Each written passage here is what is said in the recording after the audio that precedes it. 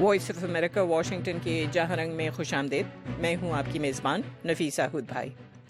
ہم جہاں رنگ اس خبر سے شروع کریں گے کہ پاکستانی افواج نے ایک ایم کیو ایم کے کارکن آفتاب احمد کی مبینہ ماورائے عدالت ہلاکت پر تحقیقات کا حکم دے دیا ہے. آگے چل کر ہم اسلام آباد راولپنڈی میں دہشت گرد حملوں کی افواہ، سرتاج عزیز کا افغانستان پر بیان اور آخر میں 2016 کے امریکی صدارتی انتخابات میں پیش رفت پر بات کریں گے.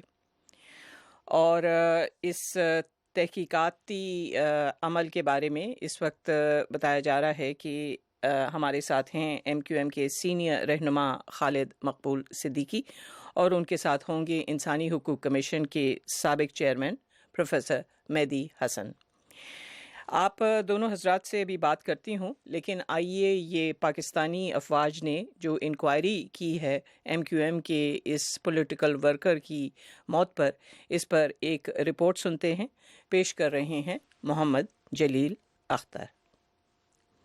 پاکستانی فوج کے سربراہ جنرل راحیل شریف نے متحدہ قومی موومنٹ ایم کیو ایم کے رکن آفتاب احمد کی دوران حراست مبینہ تشدد سے موت کی وجوہات جاننے کے لیے تحقیقات کا حکم دیا ہے. فوج کے شعبہ تعلقات عامہ ISPR کی طرف سے جاری ایک مختصر بیان کے مطابق جنرل راحیل شریف نے ہدایت کی ہے کہ انصاف کو ہر صورت یقینی بنایا جائے. ادھر سندھ رینجرز کی طرف سے بتایا گیا کہ اس واقعے میں ممکنہ طور پر ملوث اہلکاروں کو معطل کر دیا گیا ہے، تاہم اس کی مزید تفصیلات نہیں بتائی گئیں کہ ان اہلکاروں کی تعداد کتنی ہے اور ان کے عہدے کیا تھے. سندھ رینجرز کے سربراہ بلال اکبر نے بھی آفتاب احمد کی ہلاکت کی وجوہات کی تحقیقات کے لیے ایک کمیٹی بنا دی ہے. آفتاب احمد ایم کیو ایم کے سینئر رہنما ڈاکٹر فاروق ستار کے رابطہ کار تھے اور انہیں اتوار کو کراچی میں رینجرز نے حراست میں لیا تھا. منگل کو آفتاب احمد کو انتہائی تشویشناک حالت میں کراچی کے ایک اسپتال منتقل کیا گیا، لیکن وہ جاں بحق نہ ہو سکے. فاروق ستار اور ایم کیو ایم کا موقف ہے کہ آفتاب احمد کی موت کی وجہ دوران حراست ان پر کیا جانے والا تشدد تھا. اپنے کارکن کی ہلاکت کے خلاف ایم کیو ایم نے بدھ کو کراچی میں یوم سوگ منایا. ہدف بنا کر قتل کرنے، اغوا برائے تاوان اور دیگر الزامات پر آفتاب احمد کو اتوار کو گرفتار کرنے کے بعد پیر کو کراچی میں انسداد دہشت گردی کی ایک عدالت سے ان کا 90 روزہ جسمانی ریمانڈ حاصل کیا گیا تھا. متحدہ قومی موومنٹ کے ایک سینئر رہنما خالد مقبول صدیقی نے کہا کہ ان کی جماعت کو امید ہے کہ نہ صرف یہ انکوائری غیر جانبدار اور شفاف ہوگی بلکہ اس سے انہیں انصاف بھی مل پائے گا. اور یہ بھی پہلے کارکن نہیں ہے کہ جو زیر حراست تشدد کے ذریعے جن کی شہادت ہوئی ہو، اور ہمیں کامل یقین ہے کہ chief of the army staff نے جو انکوائری کی کا حکم دیا ہے اس سے ہمیں انصاف مل پائے گا، اور انکوائری ان لوگوں کے ہاتھوں نہیں ہوگی جو خود ہی قاتل ہیں. ایسے غیر جانبدار لوگ انکوائری کرائیں گے کہ جس سے نہ صرف ایم کیو ایم بلکہ کراچی میں اردو بولنے والی کمیونٹی کی جس کے ساتھ یہ انتقامی کارروائیاں ہو رہی ہیں، سب کو انصاف ملے، انصاف اس طرح ملے کہ سب کو نظر بھی آئے. انسانی حقوق کی تنظیم human rights commission of Pakistan کی چیئرپرسن زہرا یوسف نے وائس آف امریکہ سے گفتگو میں کہا کہ اس بات کو یقینی بنانا ہوگا کہ مستقبل میں اس طرح کا کوئی واقعہ نہ ہو. انہوں نے کہا کہ موجودہ حالات میں اس بات کی بہت گنجائش ہے کہ دوران حراست ملزمان کو تشدد کا نشانہ بنایا گیا ہو. We can only welcome it کہ انہوں نے انکوائری کا آرڈر دیا ہے، مگر اس سے زیادہ ضروری ہے کہ آئندہ ایسے انسیڈنٹس کو پریونٹ کرنا ہے. ان کو رینجرز کو ریسٹرین کرنے کی ضرورت ہے کہ ان کو تو پہلی تاریخ کو اٹھایا تھا اور 2 دن کے اندر ہی بیچارے کی جان چلی گئی. سوچ سکتے ہیں جو ان کے کسٹڈی میں 90 دن تک رہتے ہیں ان پر کیا گزرتی ہے.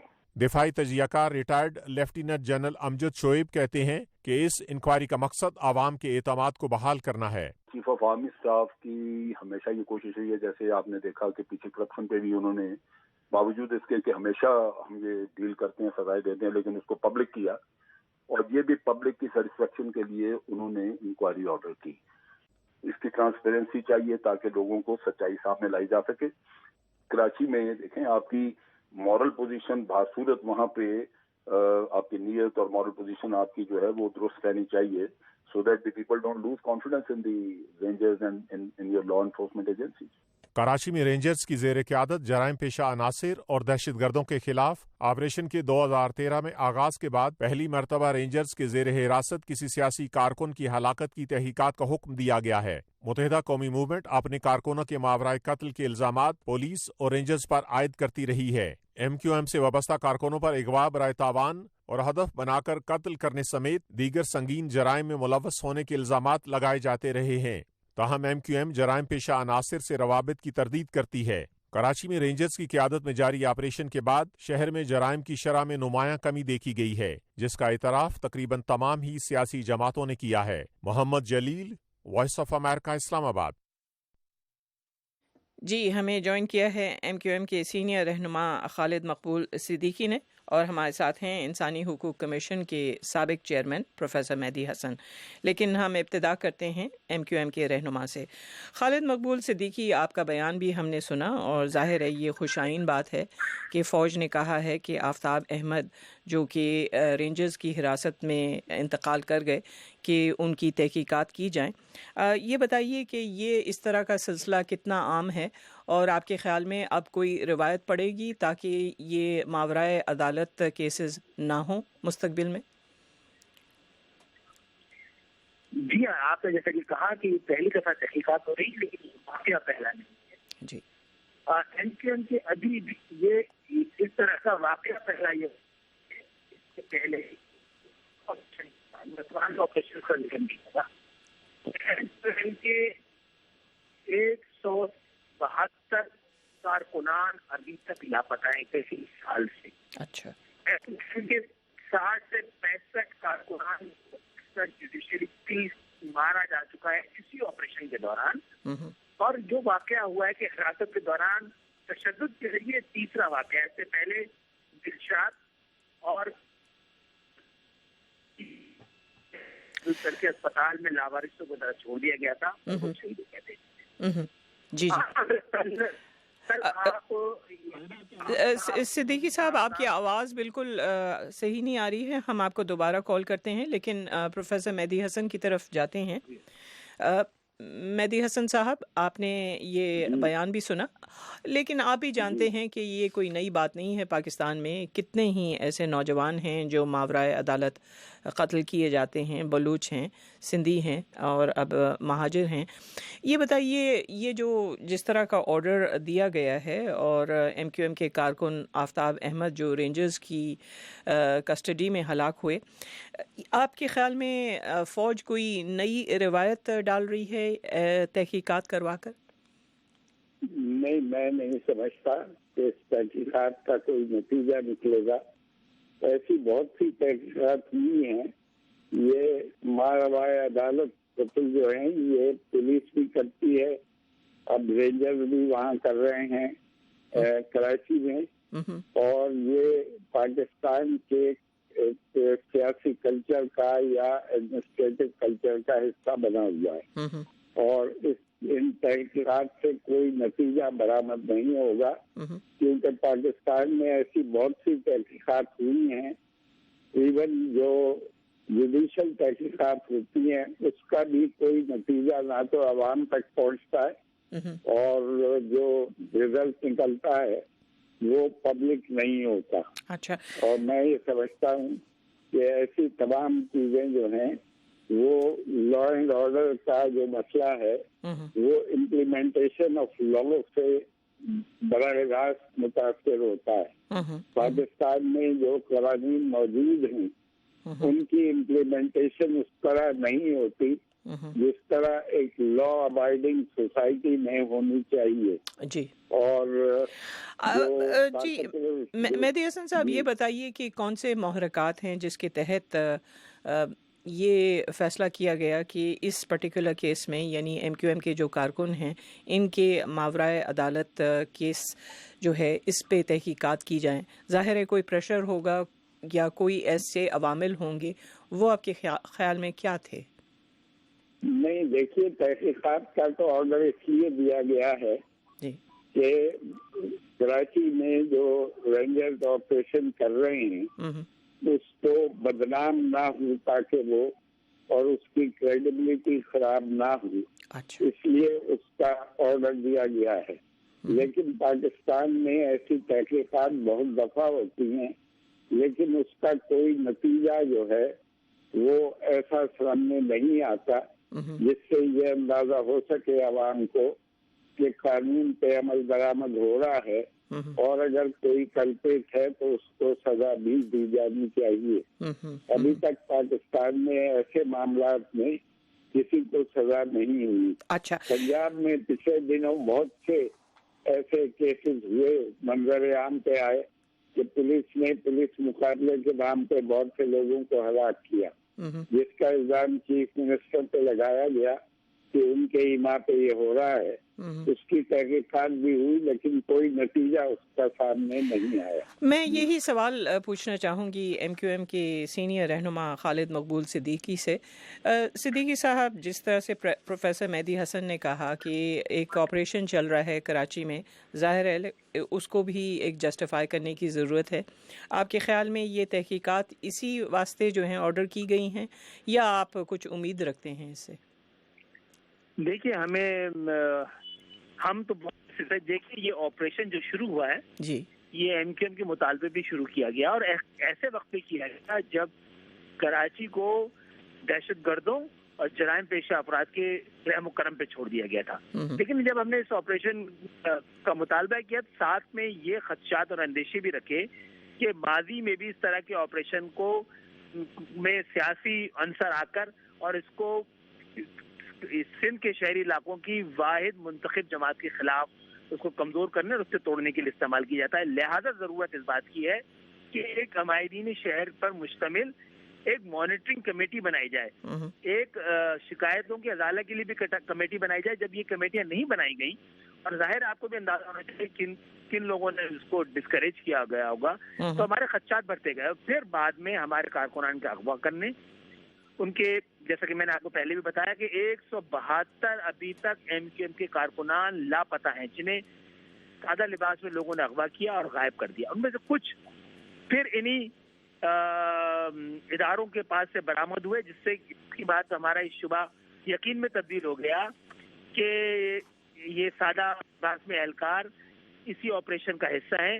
हमें रेंजर्स ने कई बार यकीन दहानी कराई कि और गारंटीड किया कि रेंजर्स को अगर छापा मारना होगा तो वो वर्दी में मारेंगे। रेंजर्स के एहलकार कभी सादा लिबास में छापा नहीं मारते। लेकिन ये जो कल वाकया हुआ है आफ्ताब भाई का, इसको भी सादा लिबास में मलबूस एहलकारों ने अगवा किया था, ये अपने घर से उठाया था और इसकी तहकीकात रेंजर्स कर रहे थे। तो इस तरह से रेंजर्स के ये क्लेम जो है फिर मशकूक बन जाता है। अच्छा। अगर आपके लोग इन कानून की पासदारी करते हुए कभी सादा लिबास में छापे नहीं मारते, तो जो सादा लिबास वाले लोगों ने छापा मारा था वो फिर आपके पास से कैसे बरामद हुए? और अच्छा। आप अगर उस आफ्ताब यंग लड़का था, उसके जिस्म का कोई देखता तो जो दरिंदगी और वहशत थी उसपे, जो हैवानियत थी, आप इस पूरे ऑपरेशन को बहुत बड़ा क्वेश्चन मार्क बनाती है। वो तो अल्लाह का शुक्र है कि उसकी मीडिया ने खुद तस्वीर बना ली, और ये पहला वाकया नहीं है। एमक्यूएम के ऐसे कई कारकुनान इसी तरह के उनकी जिस्म की कहानी सुनाता रहा है।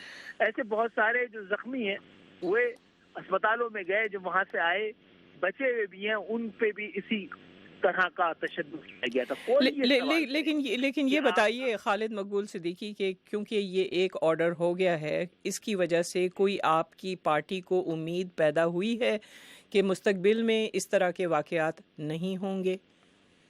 देखिए, हम तो शुरू से अब आप अपने तमाम खदशात और अंदेशों और शिकायत के बावजूद एमक्यूएम के कायद ने, एमक्यूएम ने आर्मी के मौजूदा चीफ जनरल राहिल शरीफ की शख्सियत पे हमेशा एतमाद का इजहार किया है, और हमने कल इन्हीं से मुतालबा किया था कि आप इस वाक़े की खुद तहकीकात कराएं।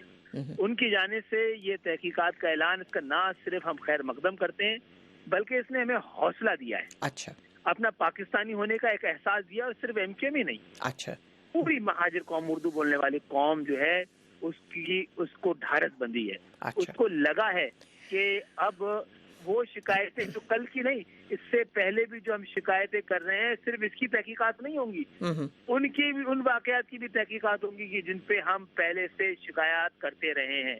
تو پوری داستان سامنے آ جائے گی کہ جو خدشات اور اندیشے ہمارے تھے وہ پروپیگنڈا نہیں تھے، حقائق تھے. اچھا، یہی کچھ ہو رہا ہے. اچھا، آپ دونوں حضرات ہمارے ساتھ رہیں. میں آپ لوگوں کو یاد دلاؤں کہ آپ وائس آف امریکہ واشنگٹن سے جہاں رنگ سن رہے ہیں اور دیکھ رہے ہیں، اور ہم بات کر رہے ہیں پاکستانی افواج کی نے جس طرح سے ایک MQM کے کارکن آفتاب احمد کی مبینہ ماورائے عدالت ہلاکت پر تحقیقات کا حکم دیا ہے.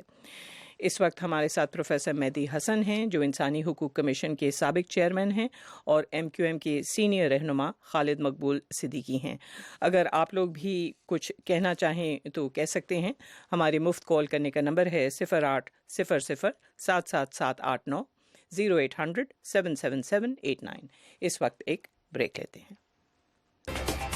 گلوبل ایشوز پر دو ٹوک بات. ملیہ صاحبہ، کیا اس کی وجہ اسلامو فوبیا ہے؟ کیا یورپ خوفزدہ ہے؟ دنیا بھر سے ماہرین کی رائے. جب ان کو مہاجرین کا سامنا کرنا پڑا تو انہوں نے کہا ہاں ہم مہاجرین تو لینے کو تیار ہیں، لیکن مسلمان مہاجرین کو لینے کو تیار نہیں ہیں. Cooperation with countries like Pakistan, who we're already partnering with in this fight against terrorism. کہ پاکستان کا پورا فوکس صرف یہ ہے کہ بھارت پاکستان کو جنگ مسلط نہ کر سکے. غیر جانبدار بحث. کہ ریمنڈ ڈیوس کا واقعہ ہوا پاکستان کے اندر، کہاں تھی عدالتیں، کہاں تھی آزاد ہے کہ ہماری عدالتیں، کیا یہ عدالتوں کا فیصلہ تھا؟ پاکستان میں دیکھیں ایک تو کلچر ہے سائلنس کا، اور خاص طور پہ جہاں پہ سیکشول ابیوز یا کوئی بھی چیز اس موضوع سے جس کا تعلق. انڈیپینڈنس ایونیو، واشنگٹن DC سے محمد عاطف کے ساتھ.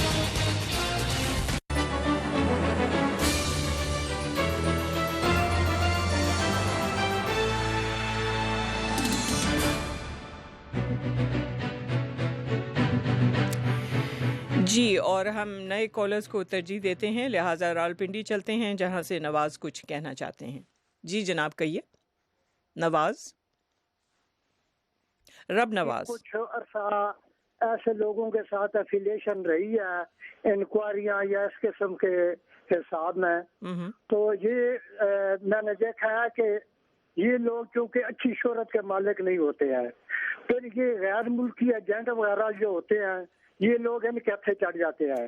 یہ زیادہ تر جو ہے یہ منشیات فروش یا نشے کے عادی لوگ. بہرحال ہم جو بات کر رہے ہیں وہ یہ کہ ماورائے عدالت نہیں ہونا چاہیے. شکریہ آپ کے کال کرنے کا.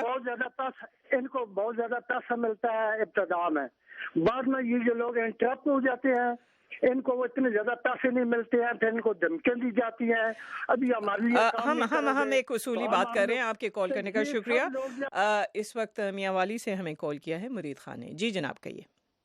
السلام علیکم جناب. دیکھو ہمارے ملک میں عدالتیں کام کر رہی ہیں اور انشاءاللہ انصاف لوگوں کو مل رہا ہے، اس لیے عدالت جو ہے فیصلہ کرے اس پر انسان کو ہے نا وہ ماننا چاہیے. باقی MQM کے دوستوں سے میری گزارش ہے کہ بھائی کراچی میں امن ہوگا تو وہ آپ لوگوں کو فائدہ ہے، کراچی میں امن ہوگا پورے ملک میں فائدہ ہوگا. شکریہ آپ کے کال کرنے کا. اور ہمیں کال کیا ہے کوہاٹ سے ملک نائب خان نے. جی جناب کہیے. ملک نائب خان. اچھا، غالباً ان کو آواز نہیں آ رہی ہے. جی، اس وقت ہمیں جیسے جیسے کالز آتی ہیں تو ہم انہیں تھرو کر دیتے ہیں. خالد مقبول صدیقی، آپ ہی کی پارٹی سے منسلک ایک سوال کرنا چاہوں گی. آج ہی ہمارے پاس ایک اطلاع آئی ہے کہ MQM کے ایک رکن سندھ اسمبلی محمد دلاور نے، جو ایک مخالف پارٹی ہے پاک سرزمین، اس میں شمولیت اختیار کر دی ہے، اور ہم یہ سنتے ہیں کہ ہر تھوڑے دن بعد آپ کے کوئی نہ کوئی رکن جو ہیں مخالف پارٹی میں جا رہے ہیں. اس کے پس پشت کیا ہے؟ یہ بھی اس پارٹی کا قیام اور لوگوں کا جانا، وہ یہ بھی اس آپریشن کا حصہ ہے. MQM کو تقسیم کرنے کے لیے، توڑنے کے لیے پہلے بھی اقدامات ہوئے نا. آپ نے دیکھا کہ ایک حقیقی کے نام کی پارٹی بنائی گئی جب 92 میں آپریشن MQM کے خلاف ہوا ہے. تو MQM میں وہ لوگ جن کے بارے میں اسٹیبلشمنٹ اور حکومتیں اور ریاست یہ کہتی رہی کہ دیکھیں آپ لوگ تو بہت اچھے ہیں، یہ چند لوگ ایسے ہیں کہ جن کو آپ کی پارٹی میں نہیں ہونا چاہیے. ہم نے تحقیقات کرانے کے بعد جب ان لوگوں کو پارٹی سے نکالا 91 میں، تو انہی کو دوبارہ لا کے اس شہر میں مسلط کرنے کی کوشش کی. لیکن عوام نے ہمیں ایڈوانٹیج یہ ہے کہ اللہ کا شکر ہے کہ ہمارا سندھ کے شہری علاقے جہاں ہمارا مینڈیٹ ہے وہ پاکستان کا سب سے پڑھا لکھا ووٹر ہے، ہمارا سب سے باشعور ووٹر ہے. اور مجھے کہنے کی اجازت دیجیے کہ شاید پاکستان میں کسی سے کم محب وطن بھی نہیں ہے. تو یہ کوئی بہت بڑی بات نہیں ہے. یہ ہم میں سے بھی بہت سارے لوگوں کو، ایون ڈاکٹر فاروق ستار بھی بتا چکے ہیں، ہمارے بہت سارے MNAs MPs بتا چکے ہیں کہ اسی طرح کے دھمکی آمیز فون آتے رہے ہیں ہم لوگوں کو کہ ہم لوگ اس پارٹی میں جا کے جوائن کر لیں. ہم میں سے اگر کوئی تھوڑا کمزور رہا ہے یا اس کی کوئی ایسا بیک گراؤنڈ میں کوئی ایسی چیز رہی ہے جس سے اس کو بلیک میل ہونے کا شاید خطرہ رہا ہو، تو ایسے چند لوگ یا جن کی کسی ادوار میں جو MQM کو چھوڑ کے گئے ہیں، ان سے کوئی دوستی یا مشترکہ مفادات موجود تھے تو چلے گئے. یہ کوئی بہت بڑی بات نہیں ہے. معاملہ یہ ہے کہ یہ دوبارہ آ کر کیا عوام تقسیم ہوئی ہے، کیا عوام کا مینڈیٹ تقسیم ہوا ہے، کیا MQM کا بینک ووٹ. اگر انہی جگہوں پہ MQM دوبارہ الیکشن لڑ رہی ہے اور بڑے پیمانے پہ کامیاب ہو رہی ہے، تو میں نہیں سمجھتا ہوں کہ تھوڑا سا یہ حالات تبدیل ہوں گے تو اور ان کو موقع ملے گا. یہ صحیح ہے، یہ لوگ مقید ہیں، خود پریشان ہیں جو آئے ہوئے ہیں، ان کو یہ کام دیا گیا وہ کر رہے ہیں. اچھا پروفیسر مہدی حسن، جانے سے پہلے اگر آپ اس پر کچھ کامنٹ کرنا چاہیں. آپ ظاہر ہے جانتے ہیں کہ فوج جو سیاسی عمل ہے اس میں مداخلت کرتی رہتی ہے. اس وقت جو کراچی کی صورتحال ہے اور جس طرح سے MQM کو بھی نشانہ بنایا گیا ہے، اس پر آپ کچھ کہنا چاہیں گے؟ دیکھیے بات یہ ہے کہ MQM کے بارے میں ایک خیال عام ہے جو نان اردو اسپیکنگ پاپولیشن ہے، نہ صرف سندھ کی بلکہ پورے پاکستان کی، وہ عام طور پہ یہ کہتے ہیں کہ بھائی 1947 میں پاکستان بنا تھا تو کب تک اپنے آپ کو مہاجر بنا کے ایک علیحدہ قومیت کا مطالبہ کرتے رہیں گے لوگ. اس کی وجہ سے ان کی جو وفاداریاں ہیں، میں کانسپریسی تھیریز میں بلیو نہیں کرتا ہوں، لیکن ان کی وفاداریوں پہ جو لوگ انگلیاں اٹھاتے ہیں وہ اسی بنیاد پہ اٹھاتے ہیں کہ وہ مہاجر قومیت کب تک چلاتے رہیں گے. پاکستان بننے کے بعد 68 سال ہو گئے ہیں، اس 68 سال بعد بھی مہاجری اگر اپنے آپ کو کہتے ہیں تو یہ کوئی ان کو سندھ میں رہنے والے لوگوں کو خاص طور سے اور باقی پاکستان میں، اس کی وجہ سے یہ پارٹی جو ہے یہ صرف محدود ہو کے رہ گئی ہے 3 اربن سینٹرز میں سندھ کے. اور پاکستان میں ان کی یہ بات ٹھیک ہے کہ یہ پڑھے لکھے لوگ ہیں، مڈل کلاس کے لوگ ہیں، ان میں جاگیردار نہیں ہیں، لیکن یہ صرف ان 3 شہروں سے آگے نہیں بڑھ سکے. مہدی حسن صاحب، ہمارے پاس بہت کم وقت ہے، لیکن کیونکہ کچھ لوگوں نے کال کیا ہے اس موضوع پر، بہت مختصر ان کو سنتے ہیں. گلگت سے ہمیں کال کیا ہے جان محمد نے. جی جناب کہیے، بہت مختصر. گلگت سے کالر. اچھا، ان کو آواز نہیں آ رہی ہے. اور وسیم احمد نے کال کیا ہے بلوچستان سے. وسیم احمد جی کہیے. وسیم احمد. سر میں یہ کہنا چاہتا ہوں کہ عدالتیں تو از خود نوٹس تک محدود ہو کر رہ گئی ہے. پاکستان میں اگر قانون ہے یا اس پہ امپلیمنٹیشن ہے تو پریزیڈنٹ کے لیے الگ قانون، پرائم منسٹر کے لیے الگ قانون اور منسٹر کے لیے الگ قانون اور ایک عام سمپل کے آدمی کے لیے الگ قانون. بہت شکریہ آپ کے کال کرنے کا. محمد شفیع نے کال کیا ہے چترال سے. جی جناب کہیے. اچھا، اور عمر خان نے کال کیا ہے ڈیرہ اسماعیل خان سے. السلام علیکم. وعلیکم السلام. ہمارے ملک میں اکثر 18 या 20 करोड़ आबादी है। ये अक्सर हमारे लोग आर्मी फौज से डरते हैं। क्या जज साहिबान आर्मी से मुकाबला कर सकते हैं? अच्छा, आप कहीं और से निकल गए, बहुत शुक्रिया। इस मोड़ पे हम इस सेगमेंट को ख़त्म करते हैं। हमारे साथ थे MQM के सीनियर रहनुमा खालिद मकबूल सिद्दीकी और उनके साथ थे प्रोफेसर मेहदी हसन जो इंसानी हुकूक कमीशन के साबिक चेयरपर्सन रहे हैं। बहुत शुक्रिया आप दोनों हजरात का और हमारी तरफ से खुदा हाफिज। इसके बाद एक ब्रेक लेते हैं। ग्लोबल इश्यूज पर दो टोक बात। मलिया साहिबा, क्या इसकी वजह इस्लामोफोबिया है? क्या यूरोप खौफजदा है? दुनिया भर से माहिरीन की राय। जब उनको मुहाजिरीन का सामना करना पड़ा तो उन्होंने कहा हाँ हम मुहाजिरीन तो लेने को तैयार हैं, लेकिन मुसलमान मुहाजिरीन तो लेने को तैयार नहीं है। Cooperation with countries like Pakistan, which we're already partnering with in this fight against terrorism. कि पाकिस्तान का पूरा फोकस सिर्फ ये है कि भारत पाकिस्तान को जंग मुसल्लत ना कर सके। गैर जानिबदार बहस। रेमिट डेविस का वाक़या हुआ पाकिस्तान के अंदर, कहाँ थी अदालतें, कहाँ थी आज़ाद है कि हमारी अदालतें, क्या ये अदालतों का फैसला था? पाकिस्तान में देखें, एक तो कल्चर है साइलेंस का, और ख़ास तौर पे जहाँ पे सेक्सुअल अब्यूज़ या कोई भी चीज़ इस मौजू से इसका ताल्लुक। इंडिपेंडेंस एवेन्यू, वाशिंगटन DC से मोहम्मद आतिफ के साथ।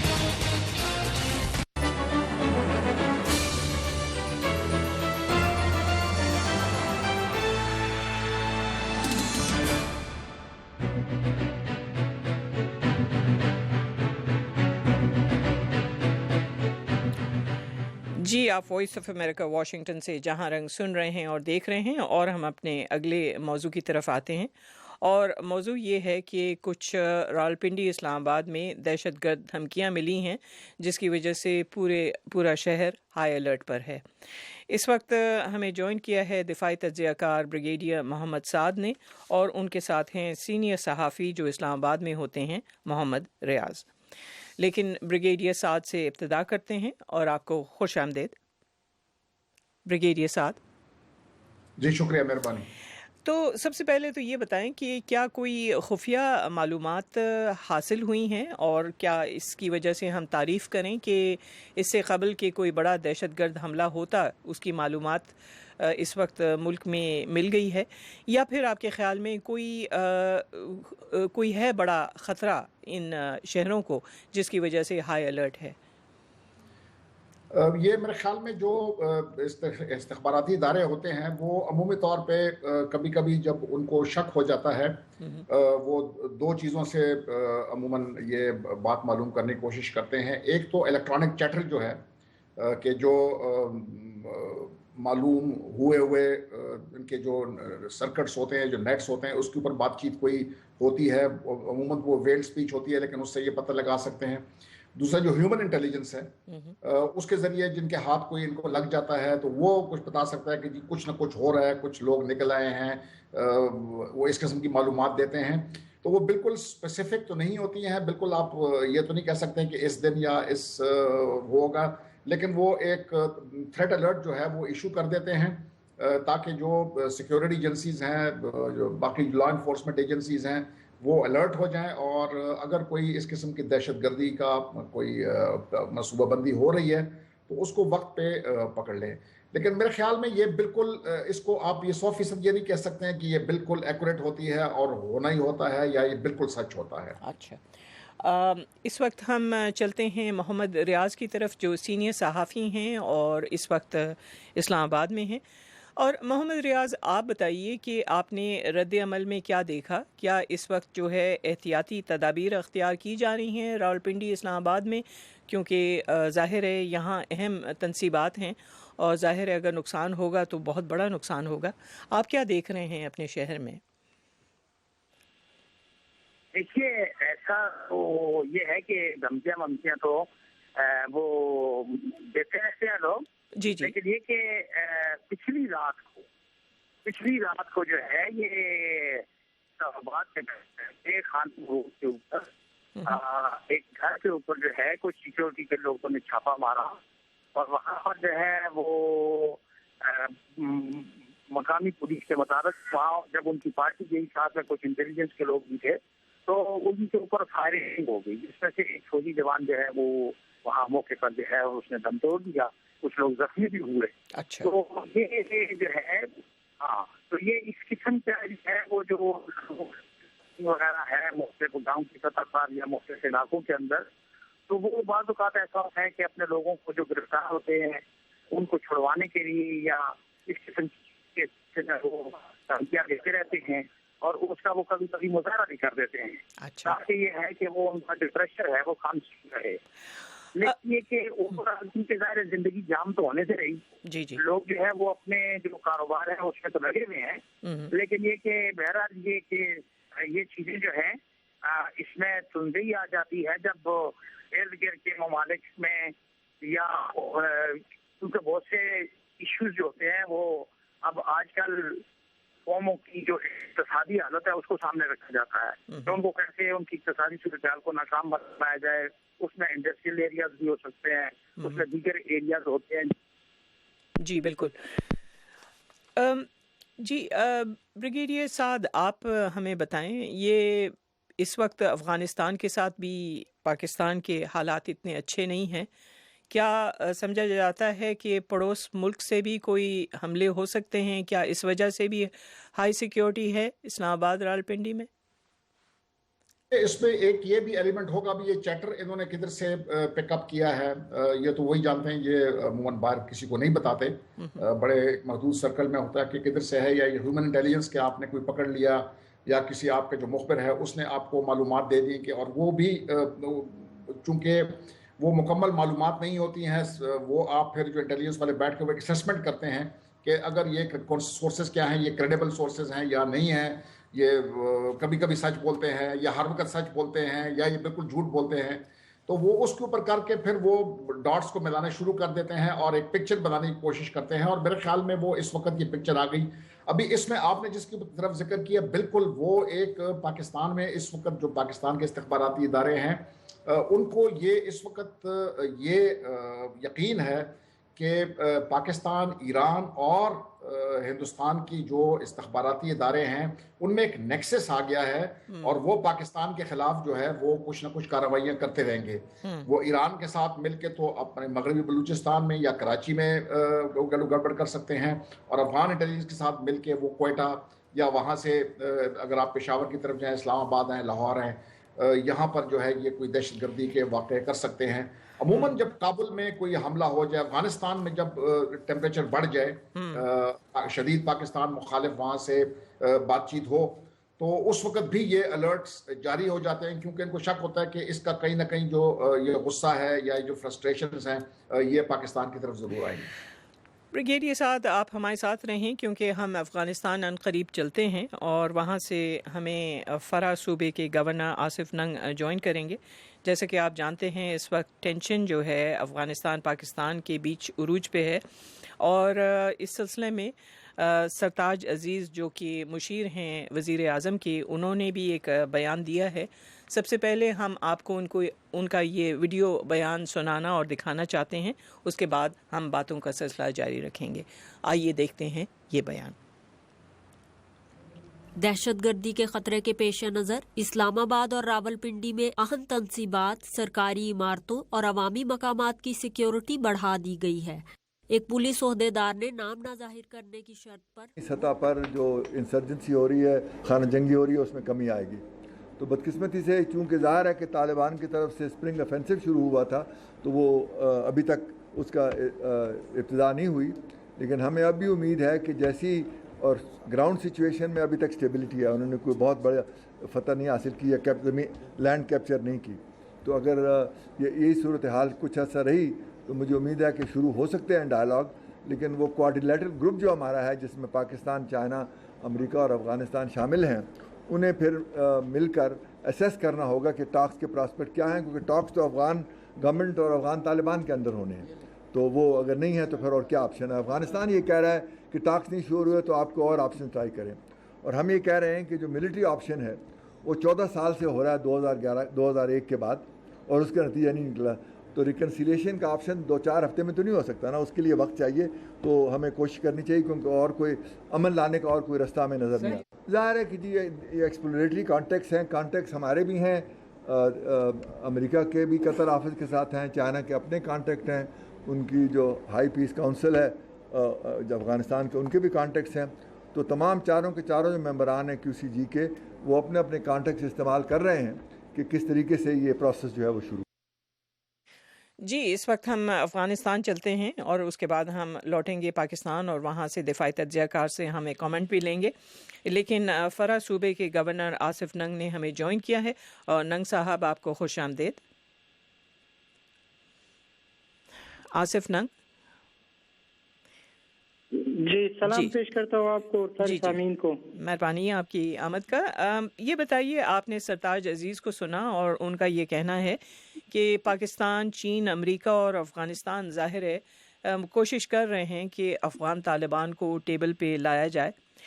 اس کے باوجود آپ کی سرکار کا یہ کہنا ہے کہ پاکستان کو اب کارروائی کرنی چاہیے طالبان کے خلاف. یہ بتائیے سرتاج عزیز کے بیان کے بعد آپ لوگوں کا کیا موقف سامنے آیا ہے؟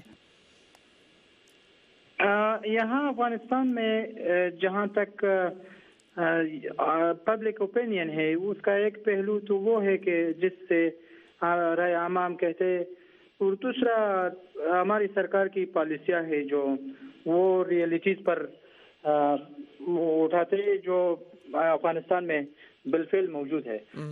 یہاں تک جہاں تک یہ طالبان کے خلاف آپریشن کی بات ہے تو یہاں افغان عوام میں ایک سمجھ یہ ہے کہ یہ پاکستان کی جو بھی 10 سال 14 سال گزرا ایک چھپا چھپی کا ایک گیم تھا, وہ در حقیقت طالبان کو مٹانے کے لیے یا انسرجنسی کو یا طالبانزم کی روکنے کے لیے اس طرح کوئی اقدام نہیں تھا, کوئی قدم نہیں اٹھایا. لیکن یہاں پہ چھپا چھپی کا گیم کویٹے میں چلتا تھا, پھر وہاں سے طالب آتا تھا وزیرستان, میر علی, میران شاہ, بالا چنار یا باجوڑ یا ملکن میں یا محمد ایجنسی میں. پھر یہاں پہ کوئی تھوڑا سا آپریشن ہوتا تھا وہ بھی پاکستانی طالبان کے خلاف. تو وہاں پہ ٹھکانے افغان طالبان کا بھی تھا, اس کو ٹچ نہیں کیا. ابھی بھی بہت جگہ ہیں اور خود سرتاج عزیز بھی کہتے ہیں کہ طالبان کا فیملیز ممبر اور ان کی فیملی کے لوگ یہاں پہ بھی ہے اور ان کی لیڈرشپ جو ہے وہ بھی پاکستان ہے, وہ مانتے اس پہ اقرار کرتا ہے. تو ہم سمجھتے ہیں کہ اگر لیڈرشپ وہاں ہے, اگر اس کے نیٹ ورک وہاں ہے, اگر اس کی فائنینشیل سپورٹ وہاں ملتے, اس کی ٹریننگ وہاں ملتے, تو اس کے خلاف کوئی ایکشن نہیں لیتا ملٹری ایکشن. تو اس کا معنی یہ ہے کہ یہ لوگ یہاں پہ جو بھی کرتا ہے ہم دیکھتے اور ایک تماشا کرتے اور کچھ نہیں کر سکتا. تو اس کا ضروری ہے اس کے پیچھے جو بھی پالیسیاں آتا ہے اور جو بھی ہم دونوں ملکوں کے درمیان یہ ریلیشن جو خراب ہوتا جا رہا ہے اس کی ذمہ داری بھی پھر پاکستان کی حکومت پر آتا ہے. ہم دفاعی تجزیہ کار بریگیڈیئر محمد سعد کی طرف جاتے ہیں. بریگیڈیئر سعد, آپ نے دیکھا کہ پاکستان نے جو ضرب عضب کیا تو زیادہ تر تحریک طالبان پاکستان کا قلعہ قمع ہوا, لیکن آپ بھی جانتے ہیں کہ افغان طالبان پاکستان میں رہتے ہیں. ابھی کیا مصلحت ہے ان کو, یعنی کہ واپس کیوں نہیں بھیجا جاتا افغانستان, یا پھر ان کے اگر وہ جنگجو ہیں تو ان کے ٹھکانوں پر ایکشن کیوں نہیں ہوتا؟ یہ جو افغان طالبان کی لیڈرشپ ہے اس کا میرے خیال میں اقرار کیا ہے سرتاج عزیز صاحب نے کہ وہ پاکستان کے اندر موجود ہیں. باقی کی جو جنگجو ہیں, جو کمانڈر ہیں, جو زمین پہ لڑائی کر رہے ہیں, گراؤنڈ فائٹرز ہیں, وہ سارے افغانستان کے اندر ہیں. تو اگر ان کو پاکستان یہ سمجھتا ہے کہ اگر ان کو نکالا بھی جائے اور یہ پاکستان سے چلے بھی جائیں تو اس کا کوئی لڑائی کے اوپر خاطر خواہ فرق نہیں پڑے گا, وہ افغانستان چلے جائیں گے اور پھر بالکل پاکستان کے اثر رسوخ سے بھی باہر ہوں گے, افغانستان کے اثر رسوخ سے بھی باہر ہوں گے, اور یہ جنگ پھر چلتی رہے گی جس کا کوئی مطلب ہے کہ اینڈ نہیں ہوگا. اس کا کیا ہوگا, یہ آگے سپلنٹر ہوتے ہیں, پھر کیا ہوتا ہے. تو میرے خیال میں پاکستان اس وقت نہیں چاہتا, یہ وقت نہیں ہے کہ ان میں تفرقہ ڈالا جائے اور ان کو 2-3 حصوں میں بانٹا جائے. اس کے بعد پھر ان کو کنٹرول کرنا جو ہے وہ اتنا ہی پیچیدہ اور وہ مشکل ہو جائے گا. تو یہ جو ہے یہ بڑا صبر آزما ہے افغانس کو ٹیبل کے اوپر لانا. یہ اگر آپ پہلے بھی دیکھ لیں 1992 جب نجیب اللہ کی حکومت کا سقوط ہوا تو اس کے بعد بھی اگر آپ نے دیکھا اتنا پیچیدہ مسئلہ ہے. اسلام آباد اکارڈز ہوئے, پشاور اکارڈز ہوئے, مکہ میں جا کے قسمیں کھائی انہوں نے, واپس پھر جا کے وہی کام شروع ہو گیا. تو افغانس کو ایک ٹیبل پہ لے کے آنا, ان سے کوئی بات منوانا اور اس کے اوپر پھر عمل درآمد کرنا, یہ بہت ہی مشکل اور کٹھن کام ہے.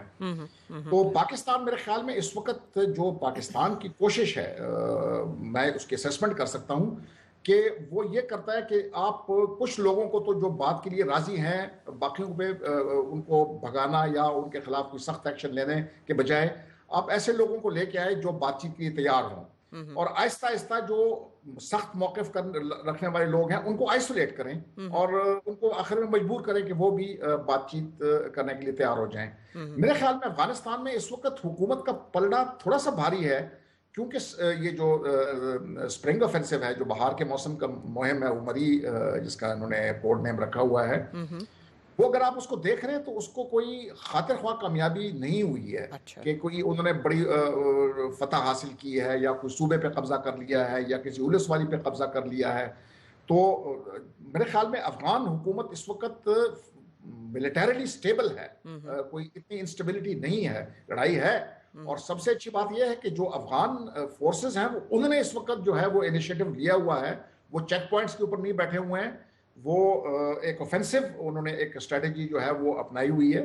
اور اگر جب ان کو پتہ چل جائے گا طالبان کو کہ جو ان کی مہم ہے اس سے کوئی خاطر خواہ نتیجہ حاصل نہیں ہونے والا ہے, تو وہ آ جائیں گے مذاکرات کی میز کے اوپر.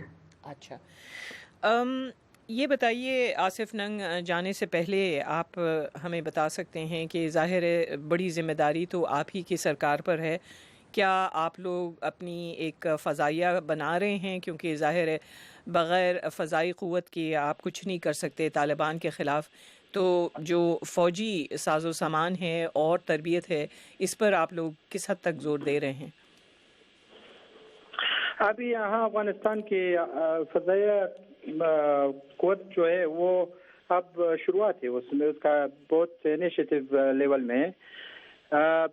یہاں پہ ایک افغان سرکار کی ذمہ داری ہے جو وہ اٹھاتے ہیں, اس میں شک نہیں ہے کہ جو بھی ہماری یہاں پہ لازم ہے اس پر عمل درآمد تو یہاں پہ ہوتا جا رہا ہے, لیکن ایک مشترکہ ذمہ داری ہے جہاں تک ہم 4 رکنی کمیشن اور کے درمیان جو عہد و لفظ دیا وہاں پہ, تو پاکستان نے اس فائنل جو میٹنگ ہوا 4 رکنی اس میں تعہد کیا اور عہد دیا, لفظ دیا کہ ہم اگر طالبان نے پیس ڈائلاگ نہ مانا اور مصالحے میں انہوں نے اشتراک نہیں کیا مذاکرات میں, تو ہم ان کے خلاف جو رہتے ان کے خلاف آرمی ملٹری ایکشن لیتے.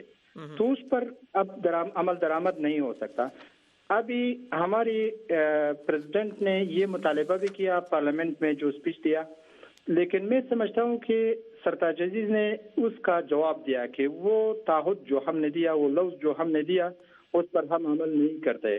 تو بات تو نیا نہیں ہے, لیکن بات نیا اس لیے نہیں ہے کہ پاکستان نے پچھلے 14 سال میں کوئی ایکشن نہیں کیا جو ہم اس کو ایکشن کہتے ہیں اور اس پر ریزلٹ بنتا ہے, انہوں نے کبھی ایکشن نہیں لیا. لیکن یہ سچ انہوں نے صرف اقرار کیا کہ ہم اس میں کوئی کارروائی نہیں کر سکتا. اس کا معنی یہ ہے کہ ہم آپ کو تعاون بھی نہیں کر سکتا اور آپ کی دشمن ہماری دشمن بھی نہیں ہے, اور یہ انسرجنسی جو ہے پاکستان کے لیے خطرہ نہیں ہے. اور ایک معاہدے کے تحت, خفیہ معاہدے کے تحت طالبان نے بھی یہ تعہد دیا, وعدہ دیا, لفظ دیا. ابھی یہ پچھلے ہفتے میں ایک ڈیلیگیشن طالبان کی جانب سے قطر سے آیا, تو انہوں نے یہ تعہد دیا کہ ہم پاکستان کی منافع کے خلاف ہم کوئی ایکشن نہیں لیتے, تو آپ بھی مت لے. تو میں سمجھتا ہوں یہ طالبان اور پاکستان کے درمیان جو خفیہ میٹنگ ابھی پچھلے ہفتے میں تھا, اس کا ایک جواب تھا اور طالبان کو بھی ایک اطمینان دینا تھا. ہم امید کرتے ہیں کہ پاکستان اور افغانستان کے تعلقات بہتر ہوں گے, لیکن اس موڑ پہ ہم شکریہ ادا کرتے ہیں فرا صوبے کے گورنر آصف ننگ کا, اور ہمارے ساتھ ہیں اسلام آباد سے دفاعی تجزیہ کار بریگیڈیئر محمد سعد. بہت شکریہ اور خدا حافظ. اس کے بعد ایک بریک لیتے ہیں. آواز دوست انعامی مقابلہ میری کہانی. جب میں 10 سال کا تھا 12 سال کا تھا تو میں نے گٹار سیکھنا شروع کر دیا تھا. ہماری اور آپ کی زندگیوں میں جنم لینے والی ایسی کہانیاں جنہیں اکثر کوئی سننے والا نہیں ہوتا. ہم ایک عرصے سے آپ کو یہ کہانیاں سنا رہے ہیں، لیکن ہم ہی کیوں، اب آپ کی باری ہے. بیٹھے بہت ڈر لگتا ہے، تو بچے لوگ کو مارتے ہیں، ابھی بجلی ہے ایسا کرنٹ لگاتے ہیں. مائکروفون کی دوسری جانب نہیں بلکہ اس کے سامنے ہمارے ساتھ ساتھ منتخب کہانیوں کو ہم آپ کی اپنی آواز میں اردو ریڈیو، ٹیلی ویژن اور ویب پر سنوائیں گے. ہر ماہ 3 منتخب کہانیوں پر بڑے انعامات دیے جائیں گے، لیکن پروگرام میں نشر ہونے والی ہر کہانی کسی نہ کسی انعام کی مستحق ہوگی. فون سے رابطہ کرتے 2 لاکھ روپے لاؤ، اپنے بچیاں کو لے جاؤ. آپ یہ کہانیاں ہمیں ای میل بھی کر سکتے ہیں urdu.feedback@voanews.com. کہانیاں بھیجنے کے لیے پاکستان میں ہمارا پتہ ہے میری کہانی، voice of America Urdu service, PO box نمبر 1353 یعنی 1353 اسلام آباد، پاکستان. اور بھارت میں ہمارا پتہ ہے میری کہانی، voice of America Urdu service, PO box نمبر 5437 یا 5437 نئی دلی 110011 بھارت. تو انتظار رہے گا آپ کی کہانیوں کا. مزید تفصیلات کے لیے urduvoa.com. آواز دوست انعامی مقابلہ میری کہانی. انسان کو ہوش نہیں رہتا ہے، دنیا نا الٹ جاتی ہے.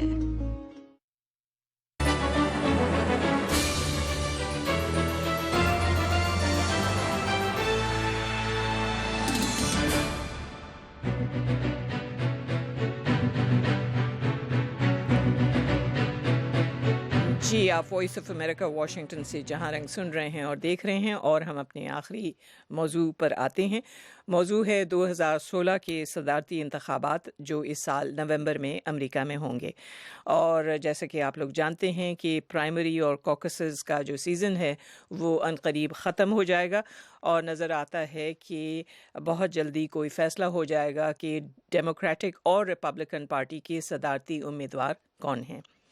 ہم اس سلسلے میں چلتے ہیں شکاگو، جہاں سے ہم شروع کرتے ہیں ریپبلکن پارٹی کے حامی طلعت رشید کے ساتھ. طلعت رشید، یہ بتائیے، کل یقیناً آپ کی نظر ہوگی یہ جو انڈیانا میں انتخابات ہوئے تھے پرائمری کے. شکریہ، السلام علیکم. جی ہاں. تو اس میں ہم لوگوں کو بڑی حیرت ہوئی جب اچانک ہم نے دیکھا کہ سینیٹر ٹیڈ کروز جو لڑتے رہے ہیں ڈونلڈ ٹرمپ کے خلاف، انہوں نے اعلان کر دیا کہ وہ اب ریپبلکن دور سے نکل رہے ہیں. آپ کچھ بتائیں اس کے پس پردہ کیا ہے؟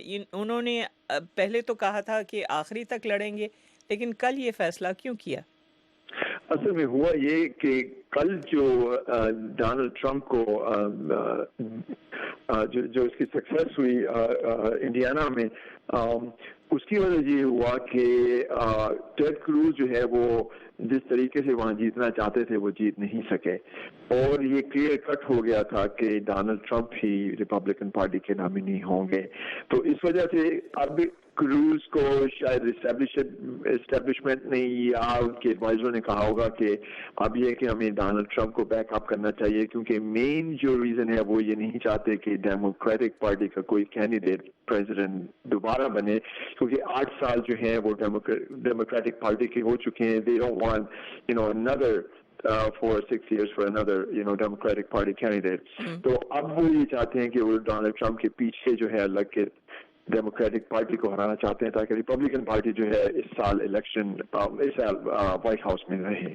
This is the main reason. جی، لیکن آپ بھی جانتے ہیں کہ اسٹیبلشمنٹ جو ہے وہ نہ تو کروز کو پسند کرتی تھی نہ تو ٹرمپ کو، لیکن باہر کیف جان کیسک ابھی تک ریس میں ہیں. ان کے کیا ارادے آپ کو نظر آ رہے ہیں؟ کیا وہ رکیں گے آخر تک؟ نہیں، جان کیسک تو بہت ہی، وہ 7% اگر ان کو دیکھا جائے تو 7% کچھ بھی نہیں ہے. وہ جان کیسک ایونچولی جو ہے وہ ڈراپ آؤٹ ہو جائیں گے، جیسے کروز حالانکہ کافی لیڈ کر رہے تھے، کیسک سے بہت آگے تھے، لیکن یہ کہ ایونچولی وہ بھی، کیونکہ اب یہ ہے کہ ریپبلکن پارٹی اب فورس کرے گی کیسک کو کہ پلیز اب ہمیں ایک کینڈیڈیٹ کے پیچھے جو ہے پوری فورس لگانی چاہیے تاکہ وہ نومبر الیکشن میں ڈیموکریٹک پارٹی کے کینڈیڈیٹ جو ہیلری کلنٹن ہوگی، وچ 100% کہ ان کو ہرائیں. तो ये अब ये बड़ा चैलेंज है रिपब्लिकन पार्टी के लिए कि वो इस कैंडिडेट के पीछे बैकअप उस कैंडिडेट को बैकअप करें जिसमें 90 नहीं कह रहा हूँ, काफी लोग जो है उसके खिलाफ थे। काफी लोगों ने कहा, इवन फिल्म इंडस्ट्री के काफी लोगों ने कहा जी कि वो यहाँ से छोड़ के कनाडा चले जाएंगे। कुछ पॉलिटिकल फिगर्स ने कहा कि वो रिजाइन कर देंगे। लेकिन ये है कि ये ऑब्वियस हो चुका है अभी कि वाकई डोनाल्ड ट्रंप ही रिपब्लिकन पार्टी के कैंडिडेट होंगे। हम चलते हैं डेमोक्रेटिक पार्टी के हामी अली अकबर मिर्ज़ा की तरफ, जो खुद कांग्रेस की सीट के लिए लड़ रहे हैं। अली अकबर मिर्ज़ा, आपने कल देखा और आपको मुबारक कि आपका उम्मीदवार बर्नी सैंडर्स कल इंडियाना से जीत गए। जी जी, बहुत बहुत शुक्रिया। अस्सलाम वालेकुम।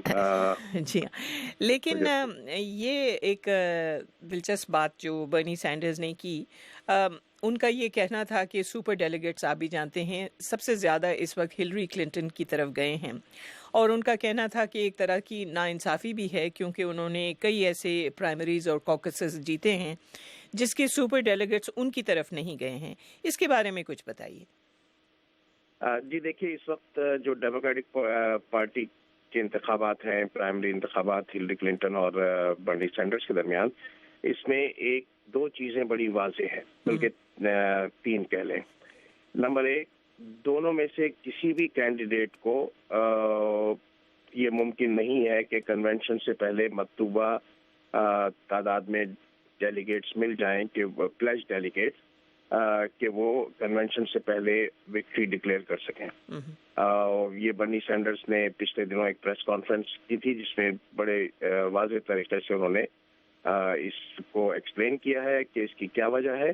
क्योंकि जो मतलूबा तादाद में डेलीगेट्स हैं वो अगर बाकी जितनी 10 रेस रहती हैं 10 स्टेट्स में, तो उसमें अगर 50-50 भी रहा या 2-3 स्टेट्स हिलरी क्लिंटन 55% से जीत भी जाए, तब भी ये नामुमकिन है कि वो मतलूबा डेलीगेट्स हासिल कर सकें। दूसरी चीज़ जो है वो ये है कि सुपर डेलीगेट्स जो इस वक्त हिलरी क्लिंटन के साथ हैं, उनमें से बहुत से तो उस वक्त से हिलरी क्लिंटन के साथ हैं जब बर्नी सैंडर्स ने अपनी कैंडिडेसी अनाउंस भी नहीं की थी। और ये एक बहुत ही नाइंसाफ़ी की बात है कि ना सिर्फ ये कि पूरे कैंडिडेट्स के सामने आने से पहले ही पार्टी इस्टेब्लिशमेंट ने हिलरी क्लिंटन को ताज पहनाना शुरू कर दिया था कि ये हमारी कैंडिडेट है, बल्कि उन रियासतों में जहां बर्नी सैंडर्स ने ना सिर्फ फतह हासिल किए बल्कि फैसला कुन फतह हासिल किए, 60, 70, 80% वोट्स लेके, वहाँ के जो सुपर डेलीगेट्स जो पार्टी के इशारे पे चल रहे हैं वो भी जो है अभी तक हिलरी क्लिंटन के साथ हैं। तीसरी चीज़ जो हम साथ हिलरी क्लिंटन के होने का मतलब ये है कि उन्होंने हिलरी क्लिंटन की हिमायत का ऐलान किया हुआ है। ये वाज़ेह रहे कि सुपर डेलीगेट्स कन्वेंशन से पहले वोट नहीं दे सकते हैं, ये सिर्फ उनकी हिमायत का ऐलान है जो, और ये हिमायत किसी भी वक्त चेंज हो सकती है। अब तीसरी चीज जो कन्वेंशन के वक्त वोट देने की बताएगी, तो उस वक्त जो फैसला देखने का होगा वो ये कि अगर जैसा कि बर्नी सैंडर्स ने एक्सप्लेन किया है और जैसा कि कल इंडियाना में हुआ कि वो इलेक्शन जीत गए, और तो बाकी स्टेट्स में भी जैसे वेस्ट वर्जीनिया है, कैलिफोर्निया जो सबसे बड़ी डेलीगेट रिच स्टेट है, उसमें बर्नी सैंडर्स के फतह के बड़े अच्छे चांसेस हैं। अच्छा। और ये मुमकिन है कि बर्नी सैंडर्स जो इस वक्त 300 डेलीगेट्स का डिफरेंट है, प्लेज डेलीगेट्स जो इलेक्शन के जरिए असाइन होते हैं, उसमें सिर्फ बर्नी सैंडर्स और हिलरी क्लिंटन के दरमियान सिर्फ 300 डेलीगेट्स का फर्क है। अच्छा। तो उस फर्क को वो कम करके 200 तक ले आए। अच्छा। अगर ऐसा हो जाए कि दोनों के दरमियान सिर्फ 200 डेलीगेट्स का फर्क है, तो जाहिर बात है कि किसी भी कैंडिडेट को ना सिर्फ ये कि मतलूबा तादाद में प्लेज डेलीगेट्स मिलेंगे, और फिर बर्नी सैंडर्स ये केस पूरा जून की 14 तारीख को जब ये प्राइमरी खत्म हो जाएगी, तो जून से जुलाई तक ये कन्विंस करने की कोशिश करेंगे सबको कि देखो हिलरी क्लिंटन एक वीक कैंडिडेट है डोनाल्ड ट्रंप के मुकाबले में। आप जितने भी पोल उठा के देख लें उसमें डोनाल्ड ट्रंप या तो हिलरी क्लिंटन के मुकाबले में 2-3 पॉइंट से, बाज पोल्स में 5 पॉइंट से 10 पॉइंट से भी जीत रहा है या फिर ये कि मुश्किल से 2-4 पॉइंट से ही हारता है। लेकिन बर्नी सैंडर्स जो है वो वाहिद कैंडिडेट हैं डेमोक्रेट जो डोनाल्ड ट्रंप को कम से कम 10, 15, 20 और 25 पॉइंट से शिकस्त देते हैं, सारे जितने भी पोलिंग उठा के देख लें उसमें। तो जाहिर बात है कि बर्नी सैंडर्स ज्यादा मजबूत केस है और ये केस को कैंडिडेट है और यही केस वो सुपर डेलीगेट्स के पास ले जाएंगे कि आप अपना राय और फैसला बदलिए। जी हाँ, ये बड़ी दिलचस्प बात है कि अभी 3 ही कैंडिडेट्स रह गए हैं, यानी अगर किसी को हटा दें तो और हो सकता है कि वो ड्रॉप आउट कर जाएं, लेकिन हिलरी क्लिंटन, बर्नी सैंडर्स और डोनाल्ड ट्रंप ही रह गए हैं। आप दोनों हजरात हमारे साथ रहें क्योंकि हम चाहते हैं कि पाकिस्तान में सुनने वाले भी कुछ सिलसिले में सवाल करना चाहते हैं, उनको भी हम लेना चाहते हैं। हमें कॉल किया है चित्राल से मोहम्मद शफी ने। जी मोहम्मद शफी, कहा जा रहा था कि मोहम्मद शफी ने कॉल किया। जी जी जी कहिए। जी कहिए। वालेकुम सलाम। जी साहब, बहन बहुत बहुत शुक्रिया। अली अकबर साहब को मैं मुबारकबाद दूंगा कि वो अपने उसमें एरिया में जीते हैं। वो जीते नहीं है, उनके कैंडिडेट जीते। ठीक है, जब ट्रम्प साहब अमेरिका के सदर बनेंगे तो ये मुसलमानों की सबसे बड़ी जो है बदकिस्मती होगी। दूसरा सवाल ये है कि गैर मकबूल शख्स जो है हमेशा अमेरिका का सदर रहे हैं। अच्छा, शुक्रिया आपकी कॉल करने का।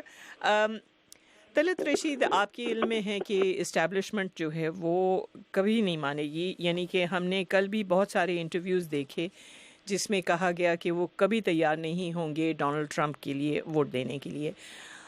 ऐसे में आप क्या तवक्को करते हैं कि कन्वेंशन में अगर वो आएंगे और डोनाल्ड ट्रंप को नामज़द किया गया, जैसे कि अब लग रहा है तकरीबन 99%, तो आपके ख्याल में ये इस्टेब्लिशमेंट जो अभी तक ना कह रही है वो क्या करेगी? देखिए ना, अब इस्टेब्लिशमेंट के पास दे हैव नो चॉइस, क्योंकि ये क्लियर कट विनर है और इस्टेब्लिशमेंट जो है मजबूरन इन्हीं को पिक करेंगी, वरना अगर ये नहीं करेंगी तो ये जो मोमेंटम बन रहा है ये लोगों का, क्योंकि लोग अब तंग आ चुके हैं कन्वेंशनल पॉलिटिक्स से, इसलिए वो चाहते हैं कि हालांकि ये डोनाल्ड ट्रंप काफी नामकबूल थे, लेकिन उसके बावजूद अगर इनकी रेटिंग देखें, जो लोगों की जो इनकी फॉलोइंग है वो कितनी है कि कहां से कहां तक पहुंच गए हैं। एस्टेब्लिशमेंट को अभी कल इलिनॉय रिपब्लिकन पार्टी का कन्वेंशन था तो उसमें भी यही जिक्र हो रहा था कि वो यही कह रहे थे कि रिपब्लिकन पार्टी के पास और कोई चॉइस नहीं है, बल्कि रिपब्लिकन पार्टी के चेयरमैन ने डोनाल्ड ट्रंप को कल कॉल करके उनसे कहा कि ठीक है, वी आर विद यू। तो अब ये है कि जितने भी कैंडिडेट, हालांकि काफी लोगों ने डोनाल्ड ट्रंप के खिलाफ बातें की, लेकिन अब ये कि अब वो यूनाइटेड होंगे एक पार्टी के पीछे, जो अब अभी पार्टी का इलेक्शन समझने, अब ये है कि वो एक कैंडिडेट जो भी है चाहे उसको पसंद करें ना करें, लेकिन अब ये पार्टी लाइन आएगी और उसके मुताबिक जो भी काम हो, क्योंकि अब इन्होंने करना है कि they have to go to the democratic candidate जो भी हिलरी, या I am pretty sure Hillary आएगी, और हिलरी को हराना बहुत आसान है ट्रंप के लिए, क्योंकि हिलरी कोई जब भी वो बात करती है वो जेनेरिक किस्म की, कोई उनके पास सब्जेक्टिव किस्म का कोई एजेंडा नहीं है। लेकिन जैसे आपने अली अकबर मिर्जा को सुना तो बिल्कुल सीधी बात नहीं है कि हिलरी नामजद होंगी। बहुत मुमकिन है कि बर्नी सैंडर्स को नामजदगी मिलेगी, लेकिन वो एक कन्वेंशन के बाद ही फैसला होगा। लेकिन इस वक्त तक काफ़ी सूरत हाल वाज़ेह हो गई है। इस मोड़ पे हम शुक्रिया अदा करते हैं हमारे दोनों मेहमानों का। हमारे साथ थे रिपब्लिकन पार्टी के हामी तलत रशीद जो शिकागो में होते हैं, और उनके साथ थे डेमोक्रेटिक पार्टी के हामी और कांग्रेस के लिए उम्मीदवार अली अकबर मिर्ज़ा जो न्यूयॉर्क में है। बहुत शुक्रिया और खुदा हाफिज़। इसके साथ ही जहां रंग को समेटते हैं, वॉइस ऑफ अमेरिका वाशिंगटन से मैं हूं नफीसा हुद भाई। सुनने का शुक्रिया और खुदा हाफिज़।